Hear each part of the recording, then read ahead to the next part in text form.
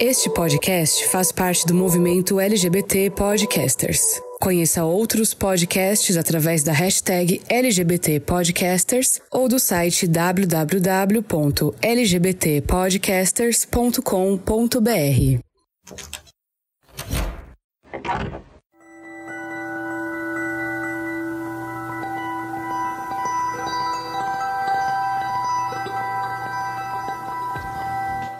Não, querido forasteiro, você não voltou o feed para trás e está enxergando episódios antigos. Como eu disse no início dessa temporada, nós vamos falar sobre o comportamento e que momento é o mais importante para uma mudança de atitude na vida de uma pessoa LGBTQIA+, do que a sua saída do armário. No terceiro episódio do Fora do Meio, esse tema foi explorado com duas vivências partindo do mesmo ponto: 2 homens gays cis. Agora, 3 anos depois, chegou a hora de adicionar mais algumas camadas e conhecer novos pontos de vistas para este momento. O momento em que você escolhe se abrir para o mundo e revelar a sua sexualidade é encarado por muitos como um renascimento e, tal qual uma gestação, leva um tempo até que esse momento certo se apresente. Mas como é se preparar para isso? E como decidir se aquele momento é de fato o momento certo? Enquanto nós, LGBTQIA+, temos uma espécie de cobrança de se assumir, nesse episódio você vai fazer parte da discussão sobre a necessidade de realmente ter esse momento. Funciona para todo mundo? É uma regra de fato? Como começar? Milhares de perguntas e medos cercam esse momento, e aqui a gente vai trazer um pouco de luz sobre esse tema. Eu sou Fernando Arazão e esse é o Fora do Meio, podcast que faz parte da rede LGBT Podcasters, que você encontra no @Fora do Meio Podcast no Instagram ou Fora do Meio Pod no Twitter. Armário aberto. Não, ouvinte, você não está vendo errado. Esse não é um episódio que voltou das cinzas, a gente não está reprisando um episódio. Na verdade, a gente está dando uma nova cara para um tema que a gente já discutiu lá nos primórdios do Fora do Meio. E você deve me perguntar, mas Fernando, por que você está reciclando um tema? Acabou a criatividade? Não. Eu acho, olhando para trás, que a gente não se aprofundou tanto no primeiro episódio sobre saída do armário. Então, hoje, eu resolvi expandir um pouquinho mais esse universo, né? Expandir um pouquinho mais essas histórias. Eu tô com dessa vez 3 convidados mega especiais para dividir com a gente as suas histórias, as suas vivências e pessoas assim que eu tenho certeza que vão contribuir demais para essa discussão. Convidados, quem são vocês? Me contem um pouquinho de onde são, quem são e se apresentem pra galera do Fora do Meio. Ih, gata, cheguei aqui mais uma vez, né? Minha voz de taquara rachada aqui mais uma vez nesse podcast, falando com os forinhas e os dentrinhas do meio, porque é sobre isso também. Zé, uma pessoa animada, caricata, que grava ali o Bisão Voador juntamente com minha querida Beck, que também tá aqui hoje. Eu já vou jogar a bola pra ela. Se apresenta aí, Beck, meu amor. Já jogou a bola pra mim? Que é isso, cara? Então, sou a Beck, gravo o Visão Podcast junto com o Zé, né? Eu sou uma pessoa perdida na vida, assim, bem avoada. Eu discordo de Zé sobre a voz taquara rachada dele, que é a voz de Zé, assim, é aquela cedinha gostosa no ouvido, né? Sim. Ele se recusa.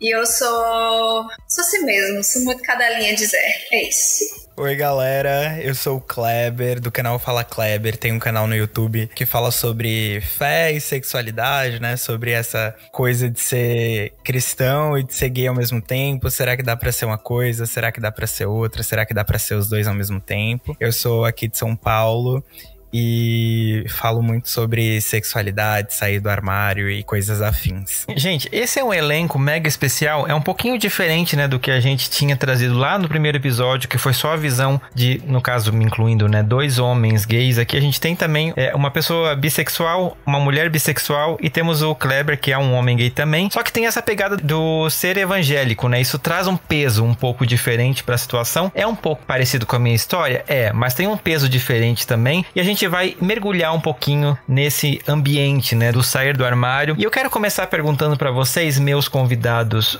o que vocês pensam quando se fala no armário? O que vocês enxergam? Que ambiente, que lugar? O que é isso, né? Para quem ainda não tá muito entendendo, para quem conhece a expressão, mas não sabe exatamente o que ela significa, o que é o armário para vocês? Primeiramente, gente, eu gostaria que vocês pagassem pela insalubridade que é sair do armário, porque, pelo amor temor de Jeová.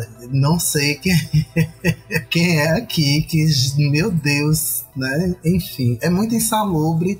Mas o armário é esse negócio aí que colocaram a gente, né? Porque, enfim, criaram uma cultura X que a gente deveria seguir, que a gente não poderia fazer que desse na telha, porque, enfim, né? Ser dissidente não é legal, mas ao mesmo tempo é muito bom.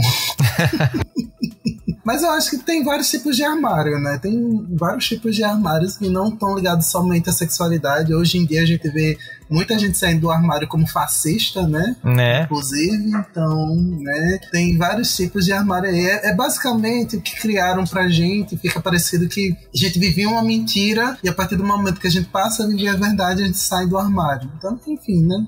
Mas não quer dizer que a gente precise sair do armário também, porque... vida que segue, né?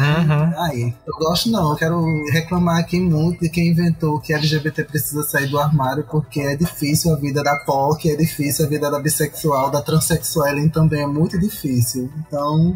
Gente, eu acho muito engraçado como a gente exporta as coisas, né? Porque essa palavra, tipo, armário, vem de come out of the closet, né? E é uma expressão muito trazida lá de fora, que é o armário, esse lugar escuro, esse lugar oculto, esse lugar escondido que as pessoas têm a sua vida privada. E eu acho que aqui no Brasil a gente nem tem essa cultura de closet, né? A gente nem tem essa cultura de ter um quarto que é só pra guardar roupas e tudo mais. Então é uma expressão muito estrangeira. Mas é a expressão que a gente tem. Eu me pergunto, eu não tenho essa resposta, mas eu me pergunto se o brasileiro tivesse uma expressão nativa pra armário, qual expressão seria? Mas o armário é esse lugar aí escuro onde a gente não tá vivendo a luz do dia, né? E aí o armário, como o Zé falou, pode ser tipo tudo, né? Pode ser de sexualidade a várias outras mil coisas. Eu concordo muito com isso. Eu tava até pensando sobre isso, Kleber. Eu já tinha ouvido falar sobre essa cultura do armário que a gente importou, né? Será que aqui no Brasil seria algo tipo mesa cabeceira? Né? Vou sair aqui desse gavetão que eu tenho do lado da cama. Ou alguma coisa do gênero. Sim. Eu só fui ouvir esse negócio de sair do armário quando eu já tinha saído do armário como bissexual, assim. Saído do armário, entre aspas, porque eu nunca me senti na necessidade. Sempre fui tipo... Quer saber? Os outros têm nada a ver com a minha vida, não. Eles que lutem. Então, eu só escutei isso muito depois, das pessoas falando, tipo, porque fulaninho saiu do armário, porque fulaninha tá no armário. Eu fiquei... Que armário é esse? Que esse povo tanto fala, que o povo tá enfiado. Sim. E eu acho engraçado que Zé falou que existem vários tipos de armários, né? E a gente tem falado que existem tipos e tipos para além da sexualidade, mas dentro da própria sexualidade, existem vários tipos de armário também. Porque essa definição de o que é o armário para a pessoa LGBT... Porque tem gente que acha que sair do armário é contar pros pais. Tem gente que acha que sair do armário é contar para os amigos. Tem gente que acha que sair do armário é aceitar em si mesmo a sua sexualidade. Então, é um conceito muito amplo, né? Então, essa pergunta, o que é o armário, é uma pergunta que ela faz a gente pensar, né? Não existe, tipo, um único armário, não existe uma única forma de estar dentro do armário ou estar fora do armário também. Então é uma pergunta bem ampla. E a maioria das pessoas que eu já ouvi falar, né, que a gente conversa, quando a gente conversa sobre sair do armário, essas coisas assim, todo mundo sempre fala, sair do armário pra família, sair do armário pra amigos. Aí, por exemplo, a gente que é bissexual, vai sair do armário pra pessoa com quem eu estou paquerando, entendeu? Porque eu tenho que sair do armário pra dizer, ou então, eu sou bissexual, porque senão eu sou parte do princípio que ou eu sou lésbica, né, ou eu sou hétero. Sim. Então eu tenho que dizer, então, eu sou bissexual. Então tem umas saídas do armário, assim, entendeu? Pra mim foi tipo, acho que a única saída do armário, assim, que o pessoal fala do modo convencional que eu fiz foi pro meu filho, porque de resto... Que coisa cansativa. Deve acontecer muito com pessoas trans também, né? Imagina o trabalho que você tem. Então, eu não sei se a gente pode falar isso, mas às vezes parece que o armário é eterno, né? Porque Sim. todo mundo sempre vai partir do pressuposto que você é aquilo que é o convencional da sociedade. Sim. Sim. Eu dei uma pesquisada sobre isso e parece que a expressão ela vem do esqueleto no armário, né? Que é aquela coisa que significa você ter um segredo, você ter alguma coisa guardada lá no fundo que você não quer que ninguém veja. E de repente você tem a oportunidade de, tipo, abrir essas portas e expor, né? O que você tava guardando. Eu acho que faz um pouco de sentido. Eu não tenho certeza se essa é, de fato, a explicação da expressão, mas eu entendo que é uma coisa muito que faz sentido porque a maioria de nós ouviu crescendo que é errado você ser gay, você ser bissexual, você não ser hétero é uma coisa errada, abominável, etc. E eu concordo que a gente acaba saindo do armário várias vezes, né? Como a própria Beck falou, cada vez que ela tem um relacionamento, ela tem que sair do armário, porque senão a pessoa vai ler ela de um jeito ou de outro. Zé, que saiu do armário aqui no Fora do Meio, né? Como uma pessoa não binária, tem que, em algum momento, né? Parar e explicar para as pessoas que cercam ele, olha, então, eu sou isso aqui, assim. A gente mesmo, né? Tem que ficar... Cada vez que entra num emprego novo, assim, as pessoas vêm com aquela expectativa, tipo assim, é um cara, então vai ter uma namorada, ou vai ter uma esposa. Aí você tem que explicar, não, olha, eu gosto de meninos. Então, a gente tá sempre nessa coisa do... A gente não tá mais no armário, mas ao mesmo tempo a gente tá. É bizarro isso, né? Como que vocês lidam com isso? Como que foi a saída do armário oficial de vocês pra vocês e pras pessoas próximas? Gente... Você falando isso me lembrou duas histórias muito engraçadas que eu vou contar aqui pra gente falar das saídas de armário oficial, né? É que esses dias eu tava na aula de jiu-jitsu e aí é um ambiente extremamente heteronormativo ali, né? E eu passei mal. Aí o cara veio, tipo, me acudir, né? Muito bonzinho, muito bonzinho. Ele falou assim, só não conta pra sua mãe e pra sua namorada, porque senão elas vão ficar pegando muito no seu pé. e aí eu só sorri, acenei e falei assim, e tal. Porque eu não queria naquele momento falar, olha... Não é namorada, é namorado, sabe? Tipo, e é muito engraçado isso de... Toda vez acontecer. A mesma coisa aconteceu com cabeleireiro. Porque cabeleireiro é aquela coisa, né? Você é devoto de cabeleireiro e eu sempre vou no mesmo desde que eu tenho 15 anos. E aí, um dia, né, aos meus 20 anos, quando eu saí do armário, eles estavam zoando, tipo, coisa de gay, aquelas brincadeiras de hétero, ele e uns amigos dele. E aí ele falou assim, tipo assim, não pode zoar, não sei o que, vai que o Kleber aqui é gay, né? Porque ele tava, tipo, querendo me incluir na brincadeira, né? Eu acho que ele esperava que eu falasse, não, imagina, mano. E eu falei assim, mas eu sou. E aí o salão inteiro veio abaixo, assim.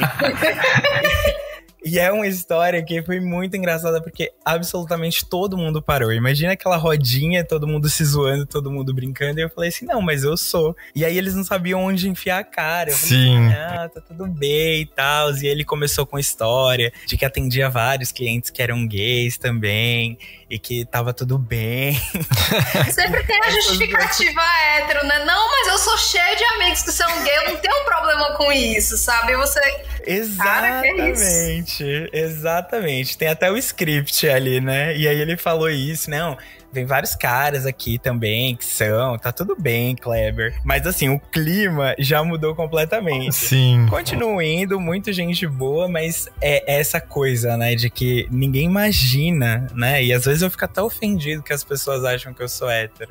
Mas já que eu tô falando aqui, eu vou falar que a minha saída oficial do armário foi quando eu falei pra minha família. Porque eu tinha 19 anos na época, né? Tava no terceiro ano da faculdade. E eu já entendia desde sempre que eu tinha alguma coisa diferente. Mas eu achava que era uma fase, eu achava que ia passar. O meu grande dilema, na verdade, era... Eu sempre fui evangélico, né? A minha família sempre foi da igreja. Eu me converti, eu tinha 8 anos de idade. E eu sempre fui evangélico real oficial, assim, tipo, eu não ia só porque a minha família ia, eu sempre gostei, né, eu sempre tinha uma ligação com o divino muito grande, e aí isso era uma questão pra mim, né, porque eu não podia ser, então na minha cabeça eu achava que era uma fase, né, eu achava que eu olhar pros meninos com desejo era uma coisa de tempo, de criancice.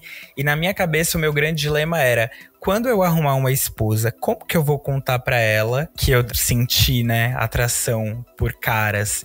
E esse era o meu dilema, imaginando que só ia ser encontrar ali a menininha certa, a varoa enviada por Deus, que a minha vida ia mudar. E não mudou, né? E foi muito tempo, né? Foi um processo muito grande até eu me aceitar, me entender. E aí, quando eu me entendi, eu contei pra todos os meus amigos. E foi aquele clássico, né? Tá, mas me conta a novidade. Eu falava, eu sou gay. Aí eles falavam assim, tá, isso eu já sabia, isso todo mundo já sabia. E aí, para os meus amigos foi muito de boa, só que faltava a família, né?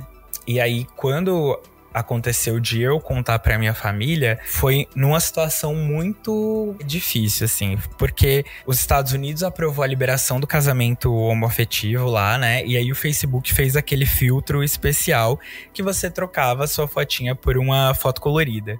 Como eu já tava nesse processo, eu troquei a minha foto pra foto colorida. E aí foi um grande escândalo na igreja inteira. A minha foto foi chegar em pastor presidente, em pessoas que estavam ali muito acima, porque várias outras pessoas começaram a mudar, né, sem saber também do que se tratava. Eu mudei sabendo do que se tratava, e aí, tipo, a fofoca tomou conta. Porque vocês sabem como a igreja é, né? Não sei se vocês sabem, mas pra quem não sabe, rola uma fofoca muito grande, assim, nesses ambientes. Sim, né? a fofoca entra na lista dos pecados leves, né? Todo mundo faz. Exatamente, é o pecado aceito, porque aparentemente só ser gay que é pecado grave, né? Sim. E aí, o pastor dos meus pais viu essa foto e foi conversar com os meus pais, chamou os meus pais e falou assim, olha essa foto aqui do Kleber. Os meus pais nem tinham redes sociais, gente. E aí o pastor falou assim, olha essa foto aqui do Kleber, ele é gay? Sutil, dessa forma, gente, o pastor perguntou pros meus pais, ele é gay? Os meus pais sem saber o que falar, porque querendo ou não, sempre existiu esse comentário. Eu sempre tive o que chamam de trejeito, eu sempre fui mais afeminado, eu nunca namorei uma menina, então tudo isso gerava comentário e os meus pais, eles não estavam nem um pouco isentos de ouvir isso, eles sempre ouviam isso. E aí quando o pastor, né, que é essa figura de autoridade, que é essa figura que é admirada, chega pra eles e pergunta, o filho de vocês é gay? Eles ficaram tipo assim, sem saber o que fazer. Eles falaram pro pastor, tipo, não, eu imagino, meu filho sempre fala que quer casar com uma mulher, quer construir uma família, né? Eu acho que não, pastor, eu acho que deve ter um mal entendido. E aí, quando eles chegaram em casa, eles foram tirar a satisfação comigo, né? E falar assim, o pastor mostrou uma foto pra gente, o que tá acontecendo e tudo mais. E eu entendia que aquela não era o momento de contar pra eles sobre, né? Então eu comecei a sabonetar muito. Eu falei, não, eu apoio o direito dos gayzinhos, deixa eles se casar. Sim. Né? Eu só tô apoiando a causa. E aí começou a discussão, né? Porque teoricamente eu não poderia nem apoiar por ser cristão. E aí eles começaram a falar isso. E aí quando eles começaram a falar isso, sobre que era errado, sobre que não podia, que era pecado, o clássico, né? O checklist. E aí aquilo foi me irritando muito. Porque eu já sabia que eu era um homem homossexual e que tudo aquilo que eles estavam falando estava me ofendendo diretamente. Aí eu falei assim, não, comecei a discutir com eles. No que eu comecei a discutir com eles, né, meu pai e minha mãe, a discussão foi se elevando, que chegou no momento que a minha mãe, ela, né, falou assim, você tem que procurar uma mulher e se casar com ela. E eu revoltado falei, eu vou me casar, minha mãe, mas não é com uma mulher. E ela falou assim, pois eu prefiro que Deus te leve do que você ser isso aí. Aí eu falei, pois ele leva, mãe, leva pra outra casa, outro estado, outra cidade, leva pra bem longe de vocês. Nossa. Um drama, né, gente? Um drama. E aí, depois disso, né, como chegou nesse nível, todo mundo escalou, todo mundo foi dormir, todo mundo ficou de boa, porque a gente sempre foi uma família muito unida, né? E ter chegado nesse nível foi um lance que meio que abalou muito a gente. E aí, no outro dia, tava todo mundo meio arrependido do que tinha falado. A gente sentou, a gente conversou. E aí, os meus pais falaram, é isso mesmo? né? Porque existe um grande tabu de falar assim, você é gay, de usar a palavra gay. Não, você verbalizar é tipo um caminho sem volta, né? Exato, e eles falaram, é isso mesmo? E eu falei, é isso mesmo. E aí a minha mãe falou assim, né? Então eu queria pedir desculpa pelo que eu falei, eu não queria ter dito aquilo, a gente quer você sempre perto da gente, eu tenho uma irmã que é assim, né? E assim, ela fala sapatão, porque não usa a palavra, né? Não usava na época. Hoje já usa. O seu pai tem um irmão que é assim, porque eu tenho uma tia lésbica, um tio gay. E nem por isso eles deixam de ser nossos irmãos. Quanto mais você que é nosso filho. Quer dizer, já tá no DNA. Tem isso também, hereditário. né? Exato. Gente, às vezes eu acho que tem um fator genético ali. Às vezes eu me pergunto se não. Sim, ouvinte, se você ficou com essa dúvida, vai lá no nosso episódio Eu Nasci Assim e escuta ele. Eu tenho certeza que vai responder essa pergunta. Ah, olha só. E aí, depois que eles falaram isso, eu fiquei, tipo, muito de boa. E pra mim é o ponto oficial de onde eu tinha qualquer pendência pra resolver, né? Porque os meus pais eram as últimas pessoas que eu teria de contar que eu era gay, e foi a minha saída do armário, me tirou um peso dos ombros. A minha mãe fala isso, ela se arrepende, né, de ter falado que queria que Deus me levasse, tipo assim, gente, eu nem levo isso em consideração. Se você passou por isso também, não leva, porque para os pais é um choque muito grande, é uma quebra de expectativas muito grande, existe todo um rolê ali que a gente também tem que considerar. E aí, para mim, esse foi o grande dia que eu saí do armário. É claro que depois disso foi uma construção de ensinar para eles, de me entender também e ir construindo essa sexualidade, essa homossexualidade minha, né? Então foi isso. E para mim esse foi o dia, foi a minha saída do armário. Eu vou pegar um gancho aí do que tu falou, Kleber, que foi o rolê da expectativa. Eu tenho duas primas que são muito próximas de mim, né? Ambas têm filhos. Uma tem uma filha e a outra tem um filho. São irmãs, inclusive. E a que tem uma filha tava falando pra mim, né, que, enfim, queria dar isso, queria dar aquilo. Aí eu, porque você não parte do pressuposto que uma criança, na verdade, ela precisa de alguns brinquedos educativos e não necessariamente algo que seja direcionado ao que a gente acha que é para menino ou para menina.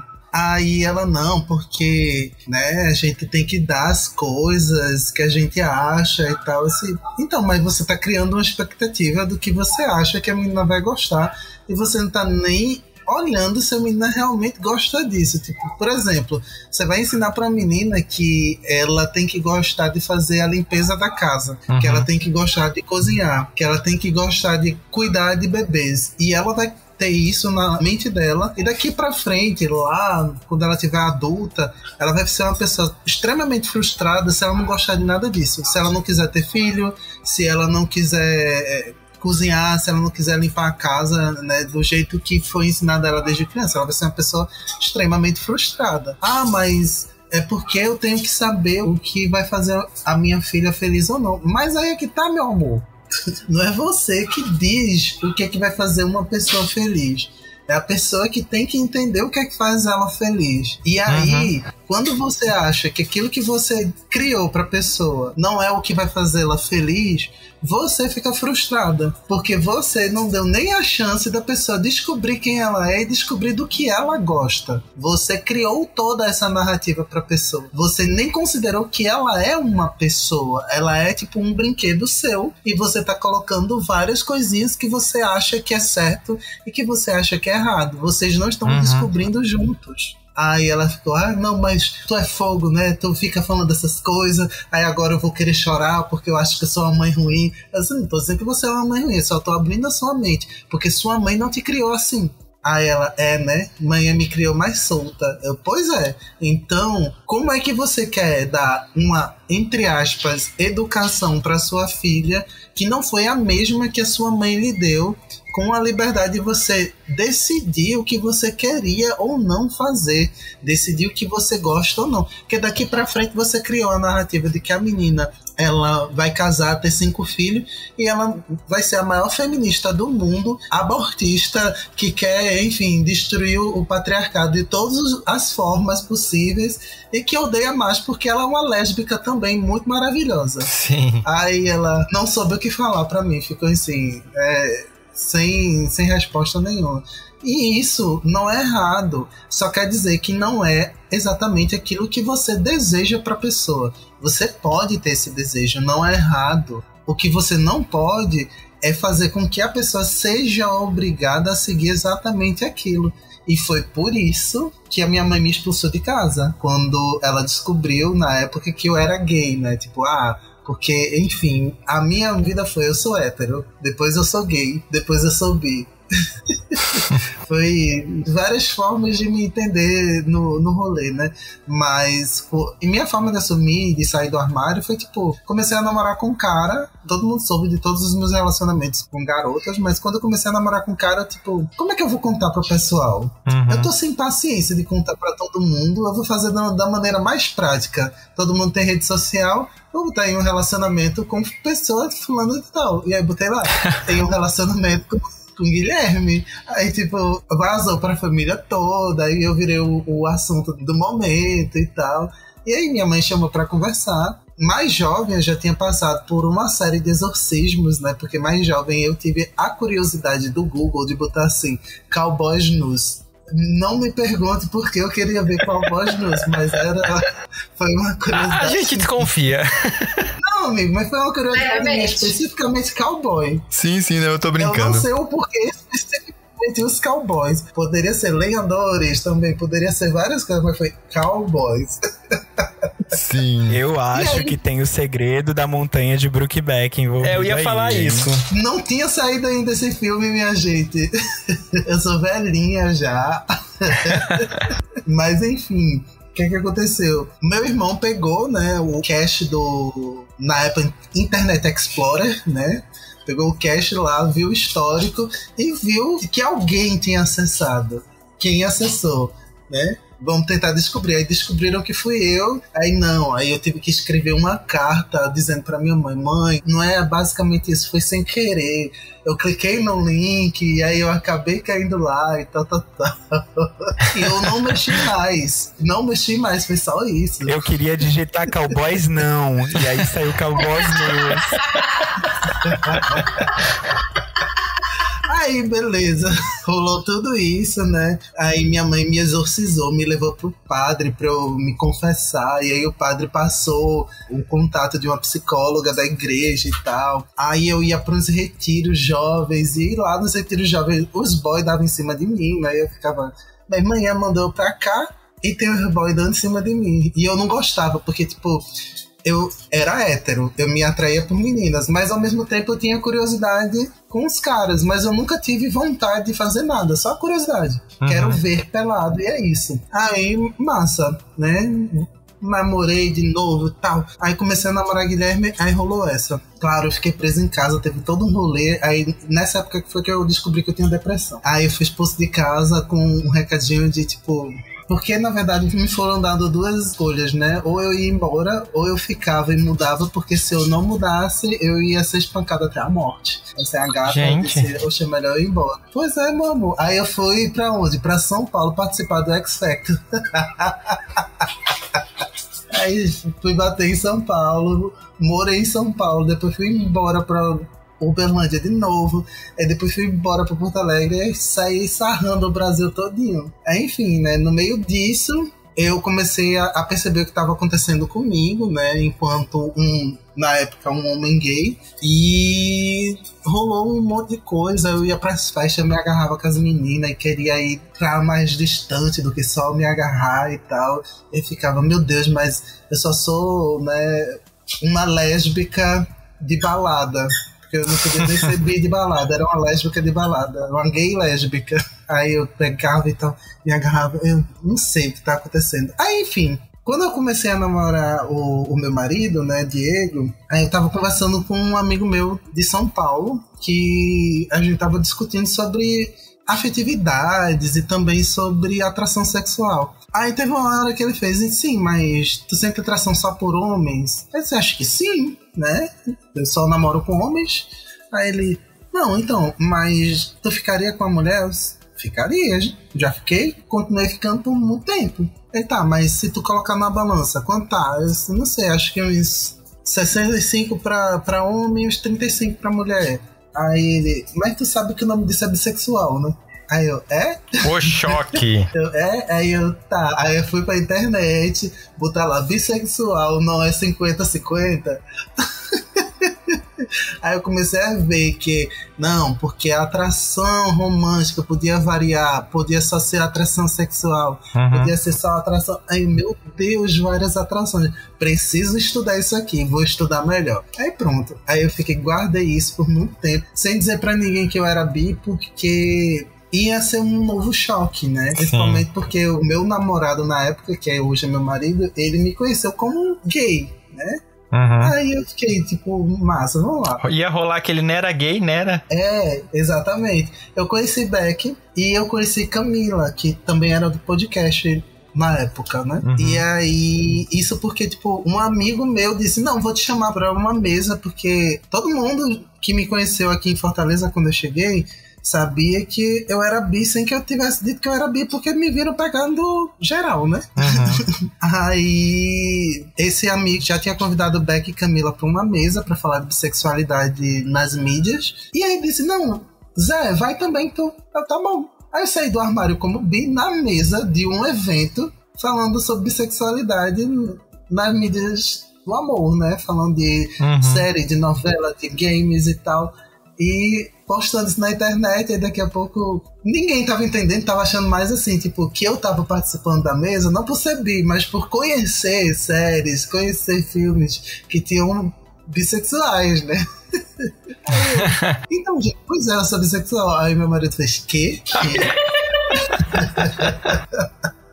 Aí foi um rolê, aí a gente conversou, aí a gente discutiu sobre as coisas. Não, mas tu ainda quer ficar comigo? Eu disse, não, se rolar, vai rolar, né? Aí ele, tá. Aí a gente discutiu, aí a gente brigou, aí a gente se acertou, porque, tipo, ele ficou confuso, eu fiquei mais confuso, e enfim, né? Foi um rolê. E o último rolê foi quando eu entrei na terapia. E durante a pandemia, né? Além da depressão e da ansiedade estarem, assim, a mil, a gente começou a gravar o podcast e as coisas foram melhorando muito por causa do podcast também, mas aí a terapia ajudou mais ainda. E teve uma época que eu simplesmente tive uma disforia muito forte. Eu me olhava assim e dizia, tipo, essa pessoa que eu tô vendo não sou eu, e eu não sei o porquê não sou eu, né?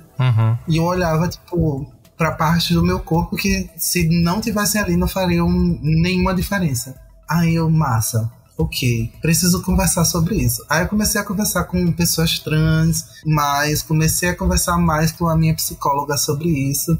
E nessa época estavam rolando muitos assassinatos aqui no Ceará, né, de pessoas trans. E isso era uma das coisas que mais me preocupava em relação à pandemia, era como a comunidade trans estava. E uma hora minha psicóloga virou pra mim e fez, tá, eu entendo que é em relação à comunidade, eu entendo e tal. Aí olhou pra mim e fez, mas você tá percebendo que pra você é uma coisa muito mais pessoal do que deveria ser? Não é só uma revolta, é muito mais que uma revolta? Aí eu, é isso mesmo, é muito mais que uma revolta. Ela, então, Henrique, eu quero dizer pra você que, na verdade, é pessoal. É tipo, você sente em você o que tá acontecendo. Isso vai além de empatia. Aí eu fiquei, que? Ela, da próxima a gente conversa. Aí a gente voltou a conversar sobre o tema. E aí esse momento que acaba a terapia, né? Esse momento que acaba a terapia e você fica pensando na sua vida inteira. Sim, Lacan curtiu isso. Aí a gente voltou o tema e aí a gente começou a falar de transgeneridade. Ela começou a falar porque eu devia começar a ouvir mais pessoas que falam sobre o assunto, pesquisar mais e trazer, porque ela também era leiga sobre o assunto, né? Aí eu comecei a ouvir mais uma pessoa que eu já seguia, que é a Belly Marques, e ver o conteúdo que ela publicava, porque Belly é basicamente eu, nessa relação de não binariedade. A gente não tem problema com as pessoas nos reconhecer enquanto feminina ou masculino, né? Tipo, estão olhando pra mim, eu sou um homem, estão olhando pra ela, ela é uma mulher. Mas são coisas muito pequenas que fazem a gente perceber que a gente tá fora desse contexto, né? É tipo, eu pintar a unha e eu ter euforia de gênero porque eu pintei a unha. Eu colocar, sei lá, qualquer coisa simples, colocar brilho no olho, fazendo um gatinho no olho e tipo, ter euforia de gênero por causa disso, né? E entender que são pontinhos que vão, né, trazendo a perspectiva de quem sou eu enquanto Zé de verdade, né? Aí beleza, aí eu saí do armário aqui no Fora do Meio como pessoa não binária depois de sei lá quanto tempo, mas por enquanto só quem sabia era Beck, Diego e minha psicóloga. E duas pessoas do Twitter que viram um patinho que eu botei com o lenço da bandeira não binária e entenderam e fizeram bem-vinde. Sim. Mas o pessoal vê lá os pronomes ele, ela, ele, e não entende muita coisa não, continua de boas. O bom é que, tipo, eu não ligo muito pra pronome, é mais uma relação minha comigo mesmo, e, tipo, tá tudo certo, e seguimos o baile. E é basicamente isso, todas as minhas saídas. Zé, você falou euforia de gênero, eu só queria saber se é o contrário de disforia de gênero. Exatamente. Nunca tinha escutado essa expressão. É tipo quando você se encontra, digamos assim. Não se encontra, não sei se é a melhor expressão, mas fiquei em dúvida com essa palavra, euforia de gênero. Tipo, a disforia é quando você olha e sente uma grande rejeição sobre aquilo que você tá olhando, enquanto a euforia você fica extremamente alegre com aquilo que você tá olhando. Tipo, é como se você tivesse sentindo de fato que você pertence àquela casca que você chama de identidade. Legal. Interessante. A minha história foi, como eu falei, eu nunca me importei muito em sair do armário, não. Sempre foi uma coisa mais... Por exemplo, quando eu descobri, né, quando eu percebi, na verdade, que eu sou bissexual, quando eu fui falar pras minhas amigas, não foi no sentido, vou sair do armário pras minhas amigas. Foi no sentido de... vou compartilhar algo pras minhas amigas sobre algo que eu descobri sobre mim mesma. Ei, mulher, eu descobri que sou bissexual. A primeira amiga que eu fui compartilhar foi a Tami, e ela cresceu com a tia dela, que é lésbica, e a esposa da tia dela é bissexual, e ela sempre conviveu assim, sabe? Então, pra ela foi tipo assim... Um grande tá. Foi o... tá. E aí, qual é a novidade mesmo? Aí eu fiquei, como assim? Ela, mulher, pelo amor de Deus, todo mundo que percebe que, tipo, tá vendo pra ti, tu olha pra homem igual tu olha pra mulher, tipo, tanto faz. Passou um bonito, você está olhando. Passou uma mulher bonita, você está olhando. É só uma questão de se tocar, assim, 2 dedinhos. Só que as outras eram mais abestadas, aí elas não sabiam. Aí ficaram, nossa, nunca conheci ninguém que era bissexual. Isso eu tinha 16 anos, né? Sim. Então era aquela coisa, Mas foi isso, como eu falei, nunca senti necessidade de sair pra minha mãe, pro meu pai, se bem que são um bando de escroto, mas nunca tive isso não. A única pessoa mesmo que eu senti necessidade de sair do armário, ou contar, né, formalmente, foi pro meu filho. Quando ele fez seus 10 anos, eu comecei a falar, olha, mamãe é bissexual, mamãe não gosta só de homem, entendeu? A mamãe é um grande tanto faz, entendeu? Se a pessoa for gostosa, se a pessoa for inteligente, entendeu? For boa de papo, o que for... interessar a mamãe vai beijar. Aí ele fez, tá certo. Beck, posso te perguntar um negócio? Fica à vontade. Você, por exemplo, não saiu do armário pra ninguém, digamos assim, mas pra você mesmo teve esse momento de você sair do armário pra você, ou nunca foi uma confusão? Você sempre só viveu o que você sentia, tipo... tô afim de uma menina, vou ficar com ela. Tô afim de um menino, vou ficar com ele. Ou não era uma questão pra você? Ou teve um momento que você falou, puxa vida, isso aqui, tipo, com 16 anos. Assim, eu percebi que eu era bissexual quando a minha melhor amiga, que eu não tinha percebido, assim, eu não tinha me tocado, porque eu sempre me abastava. Então eu não tinha me tocado que eu tinha aquele crush assim nela, porque vida que leva. E aí a gente foi fazer uma brincadeira de tipo, vamos bater uma foto pra fazer ciúme pros nossos namorados e tal, na época eu namorava com o pai do meu filho. E aí a gente pegou, foi bater uma foto dando um selinho assim, né? Selinho é beijo. Só que ela me beijou de verdade. Uau! Aí, tanto que até o José fresca comigo, dizendo que é o... Como é, Zé? a voz divina cai na minha cabeça. Eu digo, vale, eu sou bissexual. Tem até um episódio com um biscoito que é o pendrive divino. Adorei o pendrive divino. Que veio assim o pendrive divino, baixou. Eu digo, vale, eu sou bissexual. Aí o meu problema, assim, de viver minha bissexualidade mesmo é porque o pai do meu filho é um escroto e aí ele me sexualizava. Então eu só fui viver minha bissexualidade com o quê? 25 anos, talvez. Tipo, quase 10 anos depois que eu percebi que era bissexual, que eu fui viver a minha bissexualidade, né? Não que eu não tivesse ficado com outra mulher, mas era tipo assim, o pai do meu filho era aquele bom e velho de tipo, não, claro que você pode ficar com outras mulheres. Aí quando eu fiquei, e não foi nem ficar de tipo, vou ficar com essa pessoa que eu tô afim dela. Foi tipo, na época tava muito na moda brincar de verdade ou consequência e mandar o povo ficar se beijando. Sim. Né? Sempre tem essa época. E aí eu sei que ficou nesse negócio. Aí tava eu, 2 amigas e um amigo. Aí um amigo viadinho e eu e essas 2 amigas bissexuais. Só que na época só uma sabia que era bissexual, a outra achava que era lésbica. Porque até então ela só tinha se apaixonado por mulher. Então ela achava que se eu só me apaixono por mulher, sou lésbica. E aí foi muito engraçado. Aí tipo, a gente dá aqueles beijos, velho, assim, fuleiragem mesmo de criança, sabe? Sim. De adolescente mesmo, abestada, aqueles beijinhos assim, só as bitoquinhas, beleza. Aí eu fui falar pra ele morrendo de rir da história, de ter se beijado, não sei o quê. Aí ele ficou tipo, não, mas você não pediu a minha permissão. Aí eu fiquei, não, pera, eu posso ficar com mulher desde que eu peça a sua permissão? Aí ele, aí eu disse que você sai pro pessoal com uma festa, pra um aniversário, eu tinha tipo 17 anos, se eu for pro aniversário, uma festinha, alguma coisa assim, eu tenho que te ligar e dizer, então, fulaninho, eu tô assim, muito afim de uma menina, eu posso ficar com ela? Eu tenho que descrever ela pra ti, porque na época não tinha WhatsApp, essas coisas, não tinha como eu mandar a foto. Sim. E aí, então, eu fiquei... Eu digo, então não vou ficar com nenhuma menina, entendeu? Mas ele fazia listas de mulheres perguntando, sabe? Tipo, você ficaria com a fulaninha? Você ficaria com a cicraninha? Inclusive, uma dessas mulheres que ele perguntou se eu ficaria era minha prima, que ele me traiu com ela, inclusive. Eita. Que é bissexual.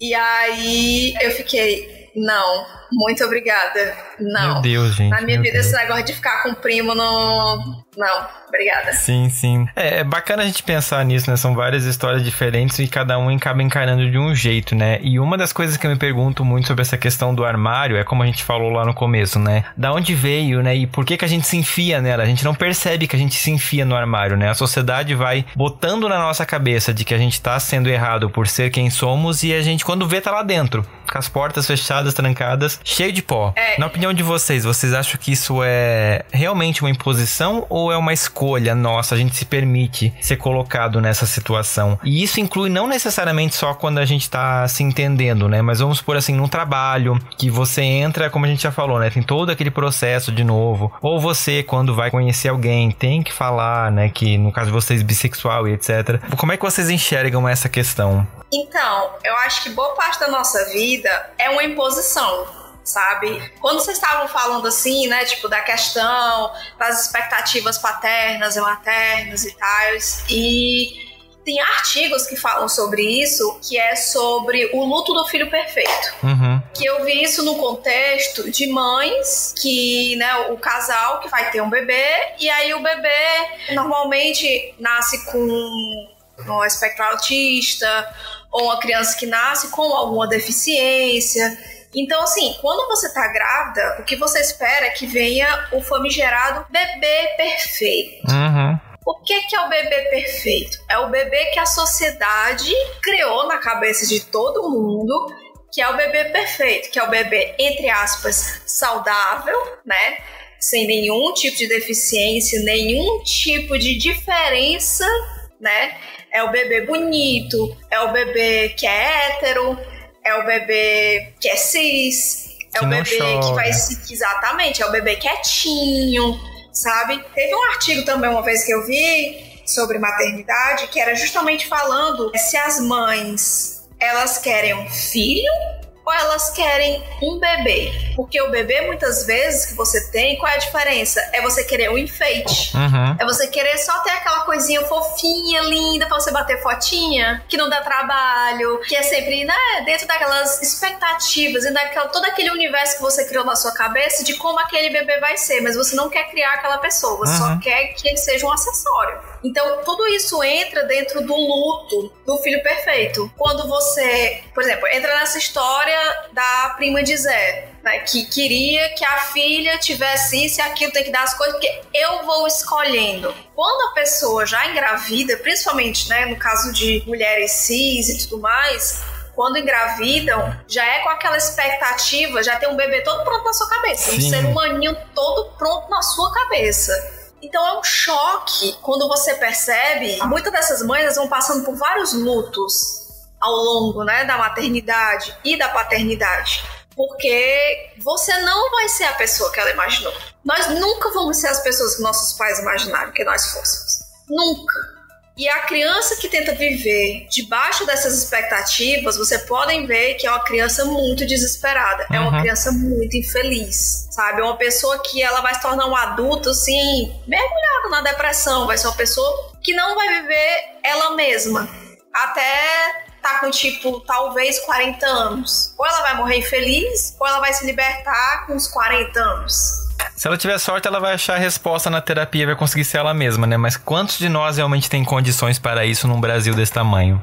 E disposição também, né? Coragem de enfrentar tudo isso, né? E tem a questão de realmente fazer a terapia, porque tem muitas pessoas que resolvem que precisam fazer a terapia, mas não iniciam a terapia, porque você precisa literalmente contar tudo. Sim. Tudo. Cada aquele pensamentozinho sujo que você não quer nem admitir pra você mesmo, você tem que encontrar na terapia, porque é isso que vai te ajudar. E tem pessoas que elas vão circulando os problemas, vão só indo ao redor dos problemas por anos e anos, sabe? Eu tenho uma tia que ela é muito aquela pessoa assim que você vê que ela tá totalmente destruída. E ela vai pro psicólogo porque ela sempre teve condições, porque o ex-marido dela sempre teve dinheiro e pagou pra ela e pros filhos desde cedo. E mesmo depois que eles se divorciaram, ele continua dando dinheiro pra ela. Então ela continua tendo bastante dinheiro. E ela vai na psicóloga há, tipo, 1000 anos. Deve fazer bem uns 30 anos que essa minha tia vai, que ela vai fazer 50. E você vê a pessoa não saiu do canto. A mesma tia que eu conheci de pequena é a mesma pessoa de hoje em dia. Na verdade, piorou, né? Porque a pessoa só vai piorando. Então tem pessoas que mesmo quando elas têm a condição, elas não conseguem fazer a terapia, porque é muito doloroso. Se conhecer, né? Eu acho muito interessante a gente estar falando sobre isso de expectativa, porque eu acho que define muito bem sobre o que é o armário, né? Eu nem gosto de falar que existe essa escolha de a gente se coloca no armário ou as pessoas colocam a gente no armário, porque a gente não tem outra escolha que não seja estar dentro do armário. Eu acho muito difícil, porque a gente sabe que sair do armário é uma coisa muito política, né? É uma coisa muito se posicionar. E nem todo mundo tem a condição de se posicionar. Seja porque existem as expectativas da família que vão ser quebradas, no melhor dos casos, né? Porque aquela família esperava alguma coisa de você e você é outra coisa. Existe a condição da pessoa não ter onde morar, de poder ser expulsa de casa, como foi o caso de Zé. Existe num novo emprego, a gente vai ter que passar por todo aquele processo de falar que a gente é LGBT e tudo mais, mas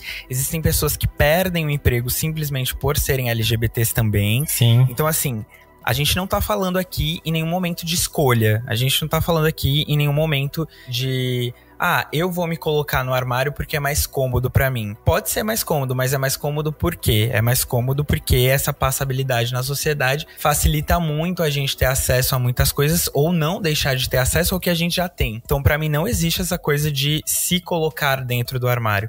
Eu acho que a sociedade já montou um sistema, uma estrutura que é extremamente heteronormativa e a gente tem que seguir tentando quebrar essas barreiras e fazer 2 vezes mais para alcançar mais. Então, nunca é uma escolha. Porque se as pessoas, assim, quando a Becky fala, por exemplo, eu sinto que ela sempre foi muito bem resolvida, assim, tipo, eu nunca precisei falar pra ninguém porque eu estava vivendo a minha vida. Se a nossa vida fosse só seguir vivendo, né, e fazer e tudo mais, a gente não teria que falar sobre o armário, por exemplo. É porque existe essa imposição que a gente precisa falar. Então, pra mim, nunca é uma escolha. A gente nunca se coloca lá. A sociedade que colocou a gente tá fazendo esse trabalho aqui de entender qual que é essa vicissitude, né? Qual que é essa dinâmica de armário, fora do armário, dentro do armário, pra gente conseguir ter o mínimo de salubridade. Como o Zé falou, tinham que pagar a insalubridade de sair do armário. Sim. Porque é tão ruim o que fizeram com a gente que a gente precisa discutir, conversar e pensar e articular, porque não é nosso. Se fosse pela gente, a gente nem precisava falar, entendeu? Então é isso.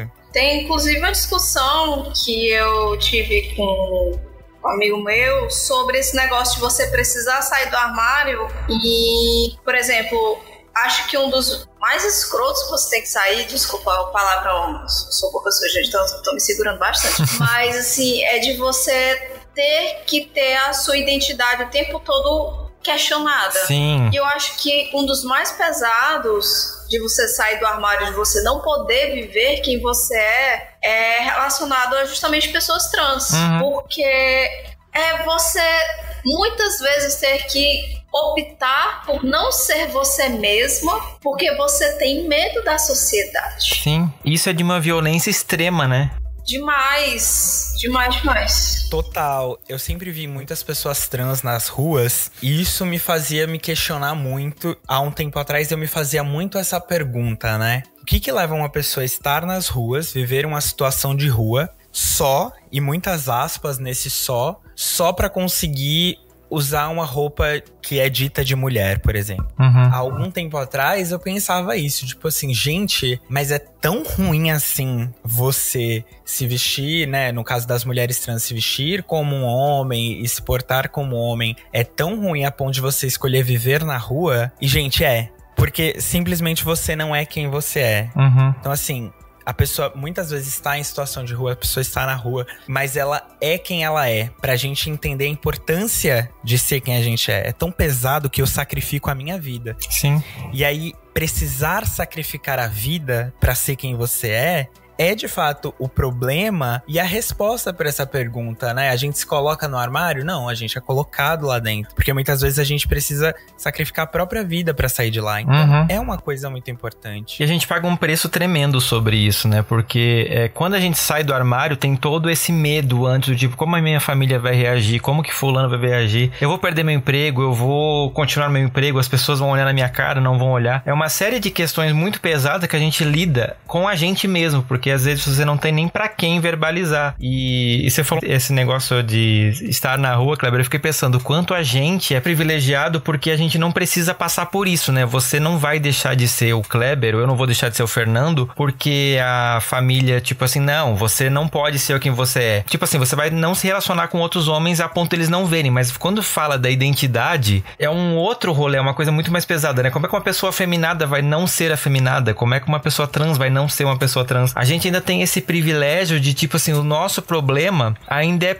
pequeno se for comparar com essa galera, né? Porque é um nível muito acima do que a gente tá falando, né? E isso complica pra caramba. Zé, o que você pensa dessa situação? Ai, gente, é aquilo, né? Todo mundo cria um padrão e a gente, se não segue o padrão, tá lascada.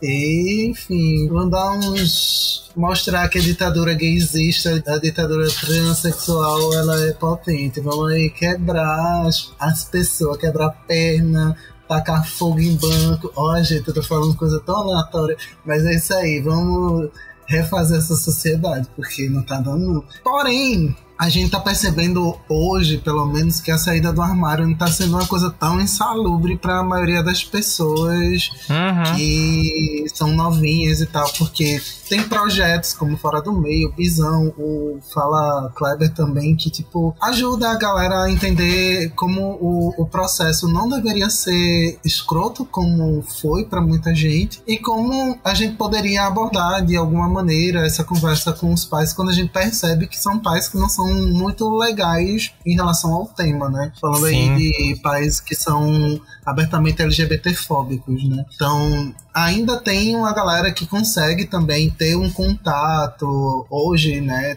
Com artistas que estão aí fora, agora no Big Brother, com Linda Quebrada, também fora com Pablo, com Glória Groove, quebrando, né, essa bolha, estourando a bolha e pais e mães entendendo que é normal ser LGBT e tal, e não tendo tanta pressão assim com os filhos mais, né? E sabendo até levar de uma forma mais bacana. Tá faltando pra gente agora uma política pública efetiva, totalmente forte, para conseguir levar isso pra base, né? Pra gente conseguir discutir gênero e sexualidade de uma forma educativa desde o ensino infantil. Então é isso que a gente tá precisando para melhorar principalmente o Brasil, porque país que mais mata, país que mais agride, país que mais, enfim, vamos que vamos. Sim.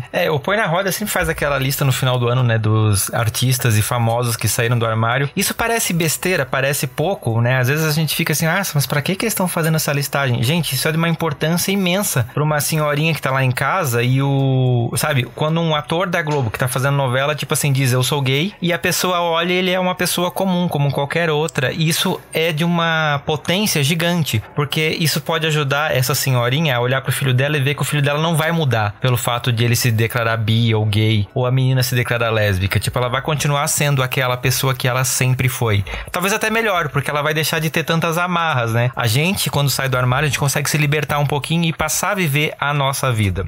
E eu acho que isso que é a principal diferença. Mas, ao mesmo tempo, eu quero jogar uma provocação pra vocês.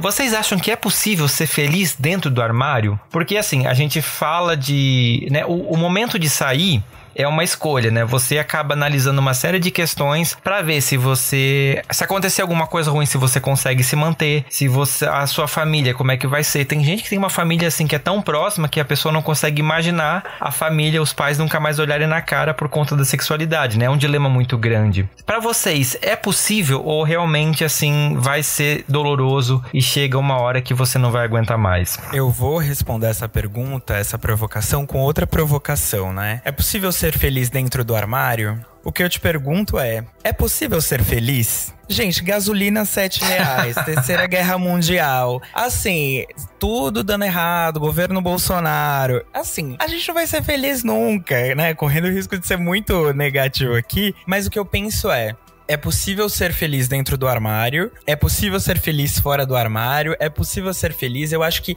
esse conceito de felicidade a gente precisa definir também. Porque eu penso muito sobre isso, assim. Eu acho, e respondendo seriamente a pergunta agora, é que a nossa sexualidade, ela é uma coisa tão potente que eu uso essa expressão, não sei se é a melhor expressão, mas eu sempre falo que em algum momento ou em outro a sexualidade vai vazar pra algum lugar. Então eu acho muito difícil um homem gay que viva uma vida heterossexual pra sociedade, que não tenha um encontro às escondidas com outro cara, que não esteja vivendo uma vida no sigilo. Eu acho muito difícil que uma mulher que seja lésbica, que está dentro do armário, vivendo uma vida heteronormativa, que não tenha uma saidinha escondida ali, que não tenha um relacionamento platônico com alguém do seu círculo de confiança. Então eu acho que a sexualidade é um negócio tão forte, sabe? Que não vai conseguir ficar dentro do armário em toda a sua capacidade, assim. Que de um jeito ou de outro isso vai vazar. E se isso vai vazar, a pessoa de um jeito ou de outro não está dentro do armário mais. Então eu acho que o armário 100% é impossível. E eu acho que é porque eu, por exemplo, experimentei estar dentro do armário e estar completamente fora do armário. Então eu sei a felicidade que eu tenho hoje de respirar tranquilo. Quando eu contei para os meus pais, né, como eu falei lá no começo, tirou um peso das minhas costas, um elefante das minhas costas, e hoje eu sei que eu posso caminhar muito mais leve por ter a segurança de poder ser quem eu sou. Mas existem muitas pessoas que não vão ter essa segurança e que sair do armário vai ser muito mais um problema do que uma solução. Então, entende como é complicado responder isso? Porque existe essa felicidade, né, de você sair do armário e ser 100% quem você é, mas o problema que isso traz, né, a felicidade vai ser o suficiente para superar os problemas. Então assim, eu não julgo muitas vezes quem tá ali fazendo o custo-benefício dessa decisão. É isso que eu penso. Eu acho que a normatividade, ela sempre vai ser um problema. Porque muita gente vive em cima dela, né? Muita gente se espelha no que é a normatividade, inclusive, tipo, pra se justificar com aquela coisa. Não, é questão de gosto também, né? E por conta dessa normatividade, é complicado dizer que você vai ter uma vida plena se você viver, né, escondido. Mas, ao mesmo tempo, é aquela história, né? Ninguém é obrigado a nada. Se você quer, vá lá. Em algum momento pode ser que realmente vaze, como o Kleber falou aí. Mas é aquela questão, né? Cada um se sente bem na sua performance, na sua escolha, na sua narrativa. O problema é quando você envolve outras pessoas nesse mundo, né? E eu não tô nem falando de pessoas cis heterossexuais, eu tô falando de pessoas da comunidade que acabam se envolvendo com você. E por esse motivo, né, elas precisam esconder que estão se relacionando, que estão amando, que estão... Isso vai ferindo a pessoa, né? E são sofrimentos que normalmente são sofrimentos calados, porque você não pode colocar, né, externalizar isso. Tem um amigo que tá namorando, que o namorado dele é fora do armário pra família, mas não é fora do armário pra sociedade. E aí ele não pode postar, por exemplo, fotos junto com o namorado. Aí a forma que ele encontrou de transformar os momentos dos dois juntos é de recriar a Senhorita Bello das Meninas Superpoderosas, né? E aí ele tira foto do namorado do pescoço pra baixo, dizendo que a Senhorita Bello tá lá com ele e tal, e aí zoando, enfim, né? E eu acho um pouco triste, porque eu sei que, tipo, embora ele esteja feliz de estar num relacionamento, ele nitidamente quer mostrar a participação, quer mostrar para as pessoas com quem ele tá, mas ele não pode definitivamente fazer isso, porque a pessoa não se sente bem, não é o que constrói a narrativa de felicidade dela, né? A narrativa de felicidade dela é outra. E aí é isso, né? Eu acho que as pessoas que se envolvem precisam ter tudo isso bem explícito, bem combinado, bem acertado, porque a gente que é dissidente de gênero, é dissidente de sexualidade, a gente quer ter afeto, a gente quer demonstrar afeto, a gente quer casar, a gente quer construir uma família, e a gente não quer estar escondido, né? Isso falando de todas as pessoas que realmente estão aí abraçando sexualidade e gênero como algo político e mostrando que ser quem eu sou, fazer o que eu quero é o que me deixa feliz, né? Então é complicado quando a gente não consegue de fato estar com pessoas que pensam o mesmo, que querem o mesmo, porque aí a gente tem essa felicidade partida, né? Sim. Então é isso. Eu acho assim que a pessoa que vive dentro de um armário, ela não tem como ser plenamente feliz, porque ela não vai estar vivendo a verdade dela totalmente. Ela não vai estar sendo ela mesma dentro de quem ela é, né? Dentro da vida dela, sempre vai ficar aquele pedaço que falta. E não é um pedaço que você vai achar lá fora, é um pedaço que você vai buscar dentro de você. O armário, nesse caso, pode estar muito dentro de você, que é o maior problema. Não é nem você estar num armário para o mundo. Porque eu acho que você estar no armário para o mundo é você estar escondido. Mas se você é muito bem com você mesmo, você sabe quem você é e tudo mais, você pode ter uma vida muito plena. Tem pessoas que, por exemplo, essa coisa de postar foto, sabe? Existem pessoas que não gostam de bater foto. Existem pessoas que são muito introspectivas, são pessoas já bem mais redes sociais, e aí já não querem, sabe, tá aparecendo. Então, isso daí é uma coisa, sabe? Não é uma pessoa que tá vivendo a mentira dela. Pode ser que é a pessoa que tá vivendo exatamente do jeito que ela acha que deveria estar vivendo. Eu não quero estar o tempo todo nas redes sociais, eu não quero estar me expondo, eu não preciso estar postando foto, sabe? E aí É muito legal isso que você tá falando, né? Sobre cada um vai viver a vida e a sexualidade da maneira que entende como é melhor pra si, né? Às vezes eu não vou postar foto, não é porque eu tô dentro do armário, mas é porque eu não gosto mesmo. Às vezes eu não vou sair de mão dadas com o meu namorado porque eu não sou a pessoa que gosta de sair de mão dadas, e não porque eu quero performar uma heteronormatividade. E pra mim, o mais legal de se sair do armário é porque você define o que você é e como você quer que as pessoas te enxerguem. Porque se eu saio do armário como um homem gay, as pessoas vão me chamar de viado, eu vou falar assim, sou viado mesmo. E aí, né?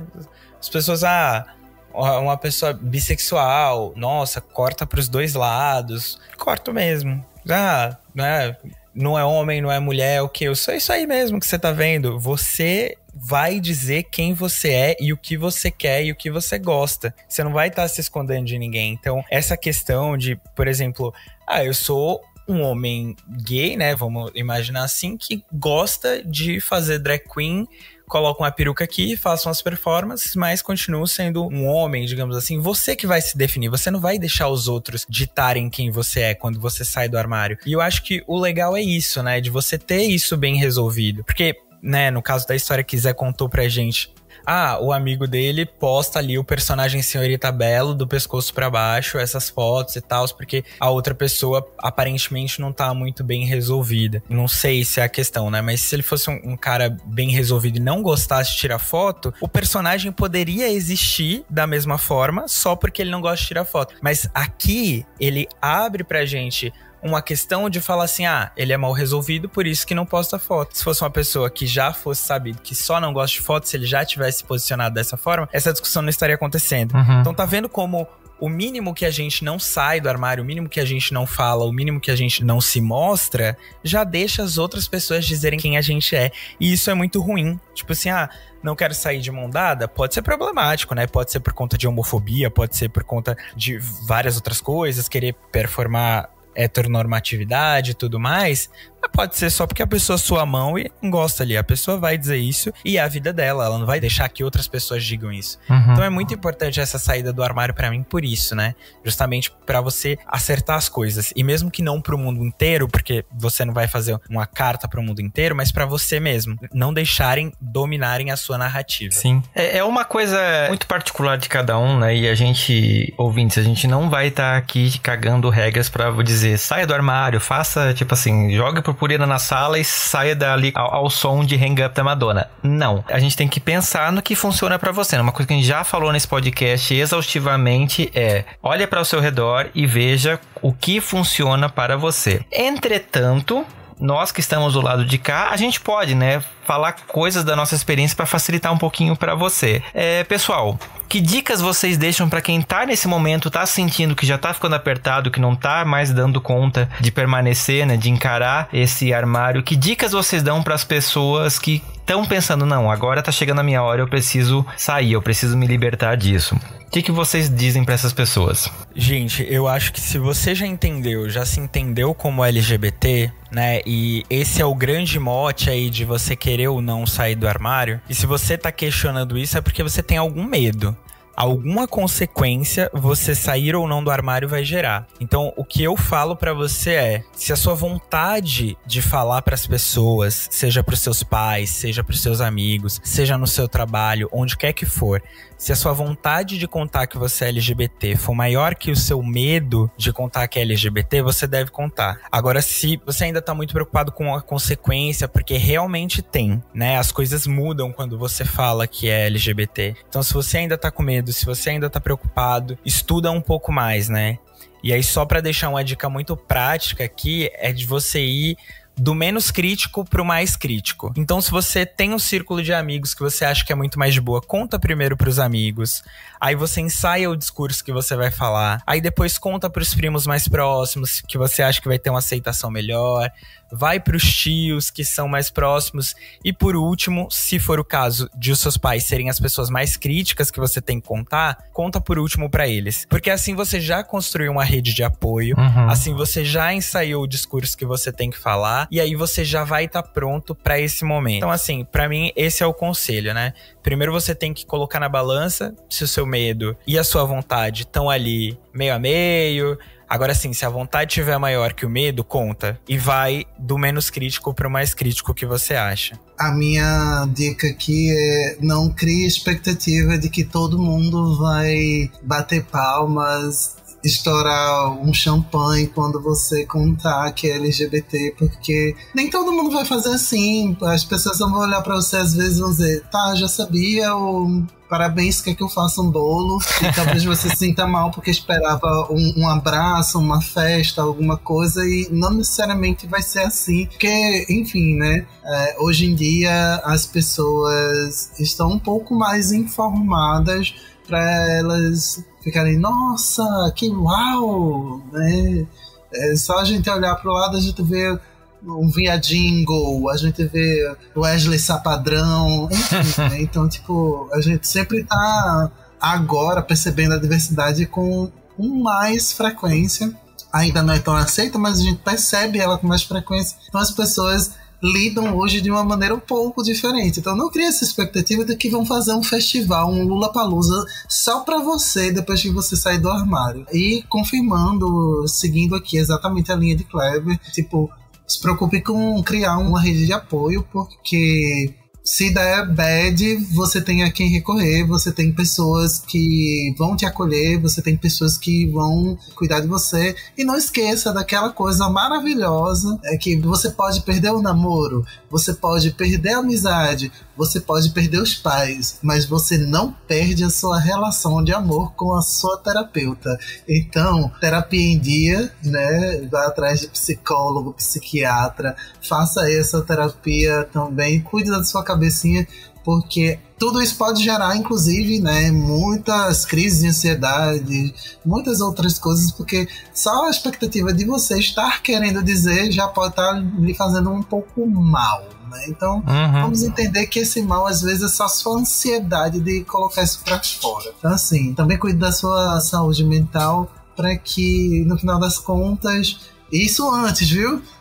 Antes, durante e depois, tá? Então, cuide dessa saúde mental para que dê tudo certo, mesmo se der alguma coisa errada. E é muito engraçado a gente voltar nessa palavra expectativa, porque antes de Beck falar, eu quero só dizer mais uma coisa, né? Se você tá pensando em falar pros seus pais, especificamente pros seus pais, que você é LGBT, entenda que da mesma maneira que você sai do armário, os seus pais saem do armário com você. Então eles também vão ter um tempo para processar, para entender, para aceitar ou não, para escolher aceitar, para se fazer de doido e achar que nada aconteceu. Então, quando a gente chega no momento de falar que a gente é LGBT, a gente já passou por um processo de aceitação muito grande.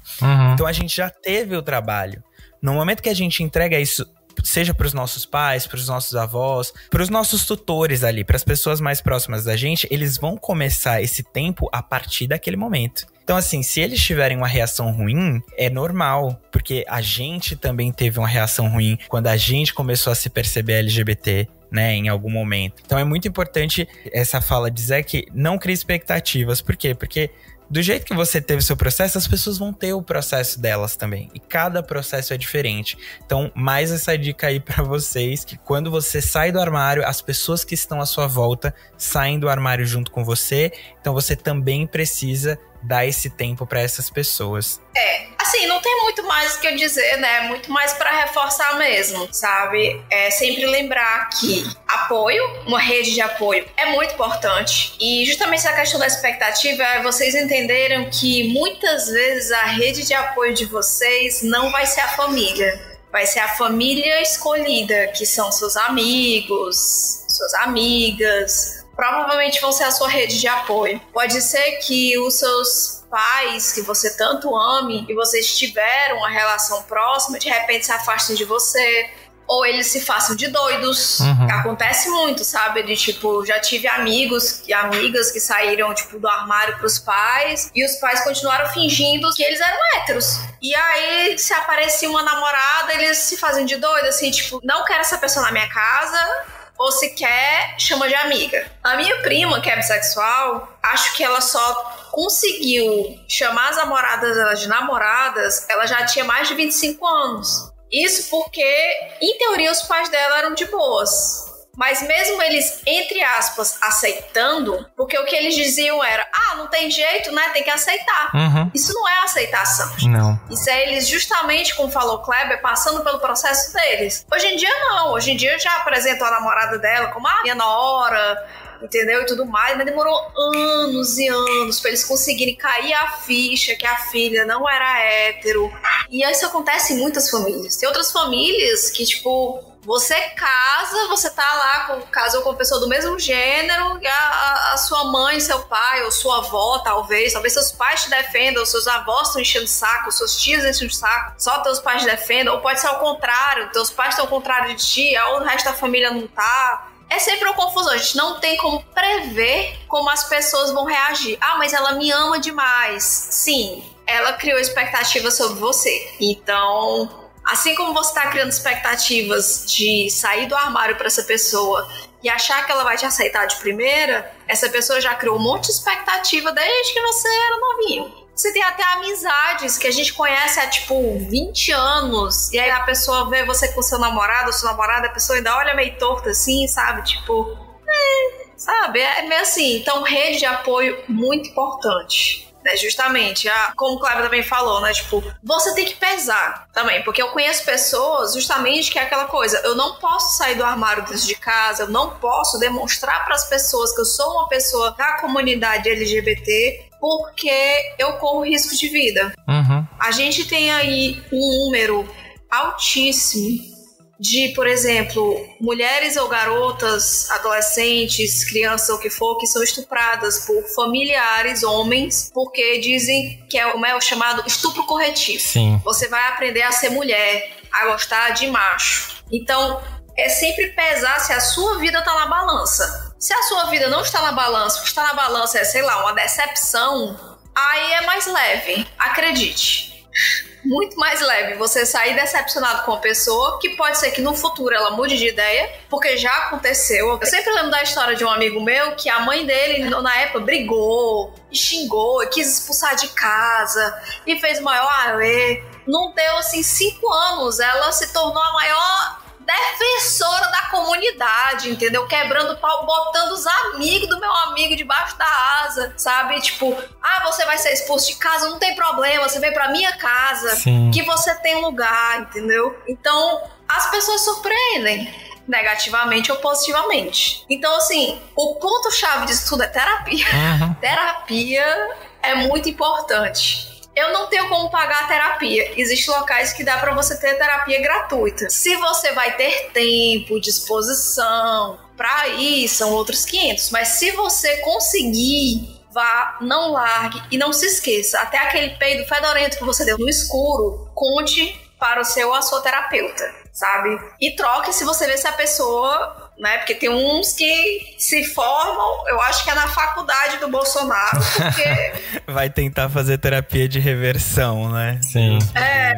Tem uns absurdos assim. Acho que recentemente saiu uma notícia, agora eu não sei se é no Brasil, minha cabeça é muito confusa com isso, de pais que estavam processando o psicólogo, que era homofóbico, e aí tentou converter o filho deles. Aí disse, não, meu filho é gay, ele disse que é gay, nós aceitamos ele gay, quem é você na fila do pão? Sim. Aí por causa dessa violência psicológica, processou. Isso, inclusive, é proibido, tá, gente? Se você, por acaso, souber da situação, denuncie pro Conselho de Psicologia, porque isso não pode. Com isso é muito importante. E eu acho que assim, né, a gente fala muito de terapia e é muito importante, mas buscar o autoconhecimento para além da terapia, né? Então, se você tá escutando esse podcast, com certeza você é uma pessoa que se interessa pelo tema. Então, busca materiais muito parecidos com esse, né? Leituras muito parecidas, porque aí você vai se conhecer, você vai se entender, você vai entender o que é a comunidade LGBT, e aí você vai ficar muito mais embasado para quando você for sair do armário e ter discussões. Eu lembro que quando eu saí do armário, os meus pais, durante algum tempo, né, durante todo esse tempo pós-conversa de saída do armário, eles levantaram muitos argumentos que eram os amigos, que era pecado, que era a influência, que era a criação. E todos os argumentos que eles levantaram, eu conseguia argumentar e eu conseguia rebater, porque eu já tinha buscado um conhecimento anterior, eu já tinha procurado me embasar em muito material na internet, muita leitura, muita coisa desse tipo, porque são argumentos que muitas vezes são conflitantes, né? Porque eles falam assim, você não nasceu assim, né? Foi a criação e tudo mais. Aí eu falo assim, mas por que então que o meu irmão, que é 1 ano mais velho que eu, é hétero e eu sou gay e a gente teve a mesmíssima criação? Aí eles falam assim, não, então é espiritual. Aí eu falo assim, mas vocês acham que vocês serem héteros é uma questão espiritual? Tipo assim, é muito importante você ter esses argumentos, porque muitas vezes esse tipo de coisa chega pra gente, a gente não sabe nem como responder de tão absurdo que a gente acha. Então, se você buscar esse tipo de conhecimento também, vai te ajudar muito nesse processo, tanto pessoalmente, quanto pra você falar pras pessoas que vierem com esses papinhos aí. Sim. Muito importante. Muito importante. Eu só queria deixar um recado antes da gente ir, que é pra você, pessoa travesti ou pessoa transgênero, que tome um pouco mais de cuidado quando pensar nessa saída, porque ela diz respeito a todo dia que você abre o olho e sai da cama. Todo dia vai ser uma saída do armário diferente, e todo dia vai ser um risco diferente que você vai correr. Então esse risco você corre dentro da família, esse risco você corre entre seus amigos, porque para as pessoas ainda é muito complicado admitir essa mudança que para elas é extremamente brusca, que é do nada, sabe? Que parece que você está inventando algo, ou que, enfim, né?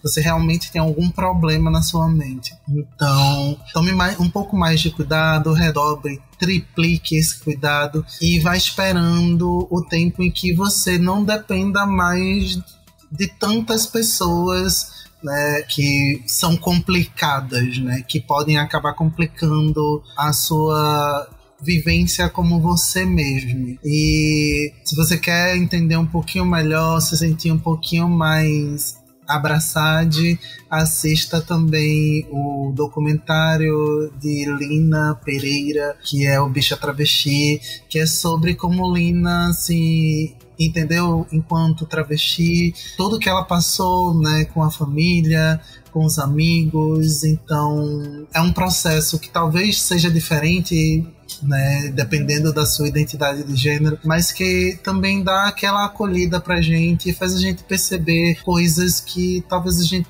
esteja deixando passar, né, principalmente em relação a tomar cuidado com certas coisas. Com certeza. Gente, se vocês veem uma criança que vocês acham que ela não é hétero, não fiquem perturbando a mãe se ela acha que a criança é gay, se a criança vai ser travesti ou o que for. Por favor, não faça isso. A mãe não sabe, tá? Aliás, não faça isso com ninguém, né? Não só com a criança, com adultos também. Por mais que você já saiba que a pessoa tá ali dentro do espectro da comunidade, nunca tire ninguém do armário. Você não sabe como que tá aquela pessoa naquele momento. Isso é muito importante e é muito engraçado, porque a vida inteira as pessoas ficam falando, né? Falavam pra mim, você é gay, você é gay, você é gay. Aí eu saio do armário e eu falo, eu sou gay. Aí as pessoas começam a falar, mas não pode ser gay. Mas nossa, como assim? Ele é gay de verdade? Era brincadeira. Não, mas é porque eu tenho um filho, né? Ele tá com 13 anos agora. E Zé conhece a peça. Meu filho adora brincar de boneca desde os 2 anos de idade. Ele adora vestir. Ele adora, tipo, essas coisas de mulher, assim, entre aspas, de mulher, né? Porque, enfim, objetos não têm gênero. Então, tipo, ele gosta dessas coisas assim, mais espalhafatosas, brilhantes. E desde sempre eu escuto. Até que tu acha que ele vai ser gay? Não, mas ele provavelmente vai ser gay, né? Eu digo, eu não sei, gente. Que isso? É uma boneca, só um brinquedo, gente. Que é esses caras adivinhar? Vocês vão fazer o quê? Bolão da sexualidade do menino, baseado nas coisas que ele gosta? Que é isso, cara? Sim. Por essas e outras, o Saulo, meu ex, ele ficou frescando que quando ele entrou, ele se conheceu na Livraria Cultura, a gente foi trabalhar lá. E quando teve a abertura, todo mundo achava que ele era gay, porque ele fez uma coreografia da Lady Gaga.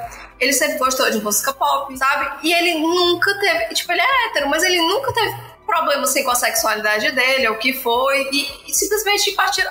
ele sabe Lady Gaga, então ele é gay. Uhum. Aí, tipo, e teve uma amiga nossa, que depois se tornou nossa amiga, né? Que ela simplesmente chegou lá e, tipo, eu vou sentar no teu colo. Aí pega aqui nos meus peitos, o que é que tu acha deles, não sei o quê. Aí depois, quando ele falou, tipo, não, mas eu sou hétero, aí ela ficou, tipo, e eu deixei de pegar nos meus peitos. Aí ele, sim, não fui eu que tava pegando nos seus peitos. É você que partiu do pressuposto que eu era gay, e por ser gay, tava tudo bem eu pegar nos seus peitos. Então, assim... Choices. E assim, querido ouvinte que porventura, né, está ouvindo esse episódio embaixo das cobertas, né, com fone de ouvido, pensando, putz, eu preciso tomar uma decisão na minha vida.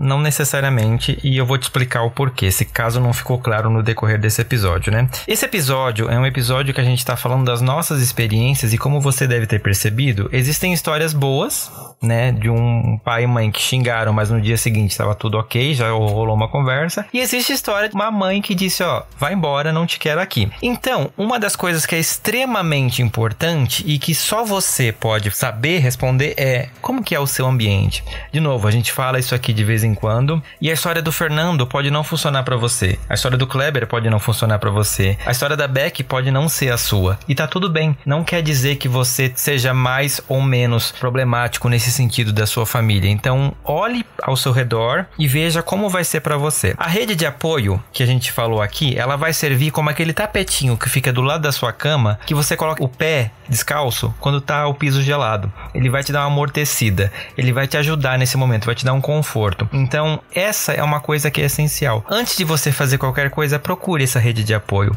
E ela pode, e com certeza vai estar, mais perto do que você imagina. Basta, de novo, você olhar ao seu redor e identificar quem são essas pessoas que vão te abraçar caso o negócio não flua bem. Porque existe esse risco. Pode não fluir. E, assim, não se sinta a pior pessoa do mundo, a mais desafortunada se isso acontecer. Nós temos histórias de vários artistas da Globo, por exemplo. No ano passado, o Marco Pigossi deu uma entrevista para a revista Piauí, onde ele falou que o pai dele não conversa com ele sobre isso. Em que ele teve que esconder o namorado durante anos. Em que o pai não pergunta sobre o namorado, com quem ele tem uma relação de anos. Então, infelizmente, se as coisas derem errado para você, você não é especial. Isso acontece com mais gente e o que cabe a gente é tentar trabalhar da melhor forma possível para que a gente possa se preservar. A parte mais importante de sair do armário é você. E você tem que estar bem. Obviamente, não vai ser fácil. Obviamente, ninguém gostaria de passar por uma situação de estresse, de dor, mas assim, pode ser que vá ser uma dor temporária. Pode ser que você vai ter que abandonar sua família para sempre. Pode ser que você escolha ficar nesse lugar para sempre em prol da sua família. Qualquer que seja a sua decisão, ela tem que vir de você. Então, essa é a mensagem que a gente vai deixar nesse episódio. Olhe para você, pense em você e construa o que você tiver que construir. Nada mais, nada menos. Se joga. E no Se Joga desse episódio, eu vou deixar uma dica que não tem nada a ver com o que a gente falou aqui, mas é uma coisinha leve, é uma coisinha descontraída pra você dar umas risadas e talvez pensar um pouquinho sobre a sua vida. Não sei, vai depender se você acredita em astrologia. Porque eu vou deixar aqui de indicação uma série da Netflix que acabou de ter a 2ª temporada e tá muito boa, que se chama Guia Astrológico para Corações Partidos. É uma série italiana sensacional, em que cada episódio, né, das 2 temporadas, eles falam de um signo. E, gente, vale muito a pena. E fala um pouquinho dessas descobertas que a gente tem da nossa vida, não só como pessoas gays. A gente vai saindo de vários armários no decorrer da vida. E como será que a gente lida com isso baseado na astrologia? Então, essa é a minha dica pra você. Uma coisa bem divertida, bem leve, bem light. Convidados, o que vocês deixam de lição de casa pra audiência do Fora do Meio? Primeiro dizendo que eu adorei a dica aí dos signos, porque toda vez que você sai do armário como Ariana, as pessoas querem fugir de você, então sempre importante ter a visão real das Arianas.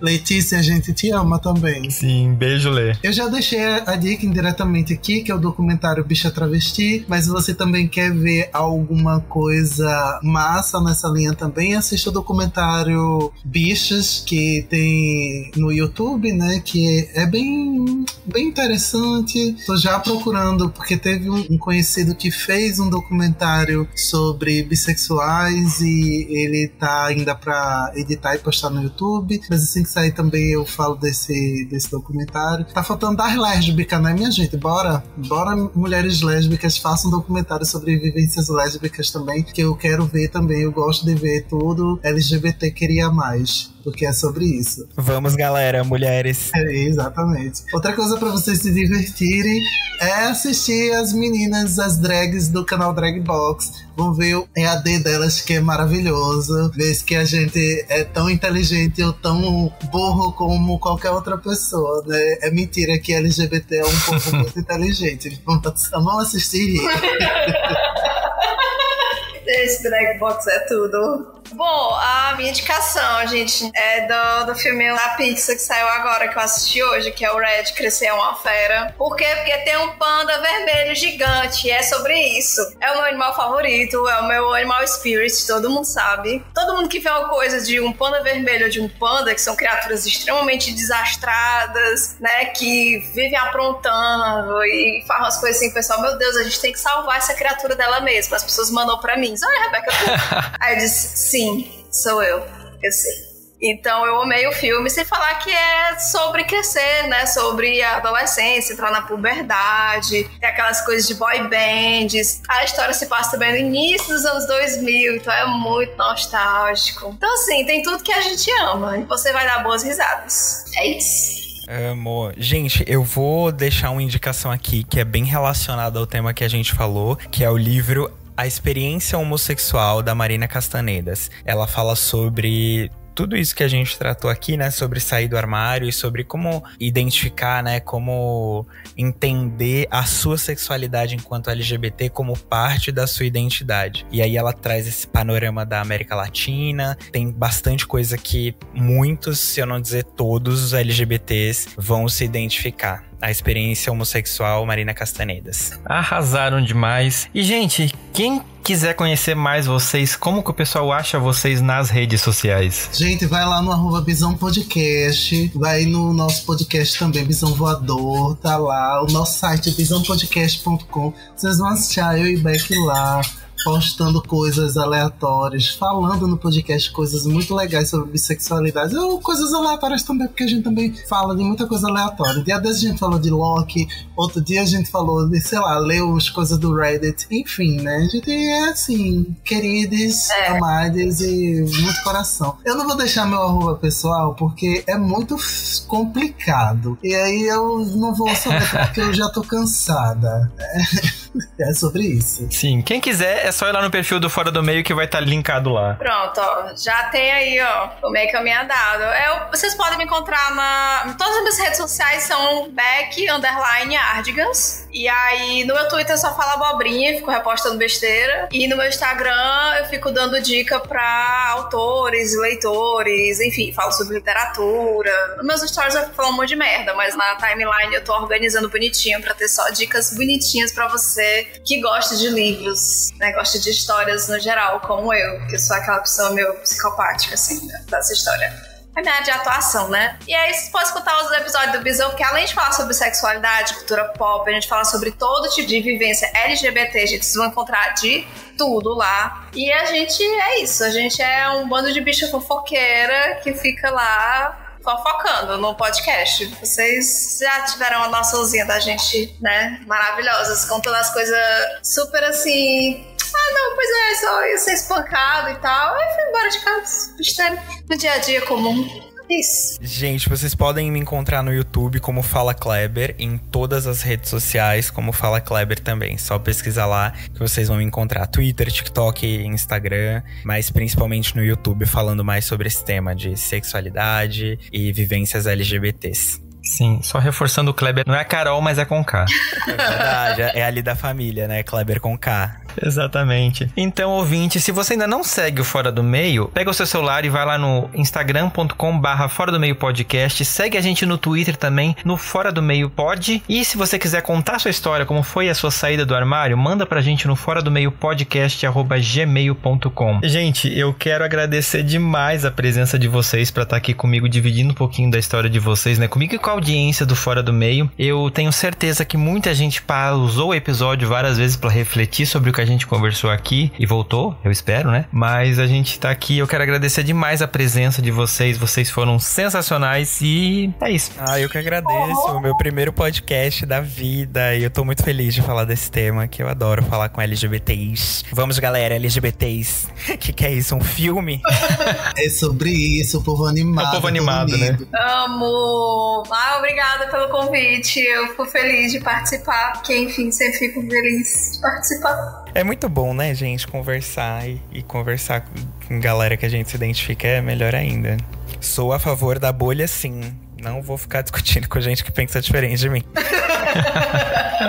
Arrasaram demais. E eu quero aproveitar e mandar um beijo especial pro Anderson da Silva e pra Denise Mendes, que são apoiadores desse podcast. Gente, muito obrigado pela contribuição mensal de vocês. E você que tá me ouvindo, se quiser fazer parte desse time de colaboradores, eu te convido aí aqui na descrição do episódio, conhecer os planos de assinatura do Fora do Meio e contribuir comigo a partir de R$1 por mês. Pode parecer pouco, mas R$1 que você me der todo mês faz uma diferença gigante no orçamento desse podcast. E eu quero aproveitar também e te convidar a, se você gosta desse podcast, eu imagino que você goste, né? Senão você não estaria aqui, a divulgar a gente nas suas redes sociais, a dar 5 estrelas no Spotify, no Apple Podcasts e se inscrever no nosso canal do YouTube, né? Dá like, comentar o episódio que tá lá em formato de vídeo, porque cada vez que você faz isso, que você interage com a plataforma, você tá dizendo pra ela que esse podcast é um produto relevante e que a gente merece ser mostrado pra novas pessoas. E com isso você ajuda o Fora do Meio a crescer cada dia mais. Além disso, aproveitar e te convidar também para fazer parte do nosso grupo do Telegram, para poder conversar com outros ouvintes do podcast e discutir os temas que a gente aborda por aqui. Eu garanto que você vai conhecer gente muito legal e vai ter a chance de conversar diretamente comigo sobre os bastidores, né? Sobre conhecer um pouquinho mais da parte de produção desse podcast. Então eu te espero lá, o link também tá aqui na descrição do episódio. Então é isso, gente. Eu agradeço a audiência, né? Você que escutou até aqui. Espero que esse episódio, né? Assim como o primeiro lá, se você não ouviu, volta lá bem no comecinho, ao episódio número 3, a gente tem um pouquinho uma outra visão, mas um complementa o outro e eu acho que isso que é importante, né? A gente vai evoluindo as nossas vivências, as nossas experiências. Um beijo no bumbum de vocês, roubando a frase de Beck. Sua ladra, eu ia falar isso! Pois só de ruim eu dou um beijo nas 2 bandas do bumbum de vocês. Gente, então eu vou terminar deixando um beijo nas 2 bandas dos bumbum e nas coxas também. Bom, eu vou ficar aqui na minha, porque eu sou roxo, eu tenho que manter a postura, né, gente? E é isso. Eu espero vocês, então, daqui a 15 dias em mais um episódio do Fora do Meio. Até lá!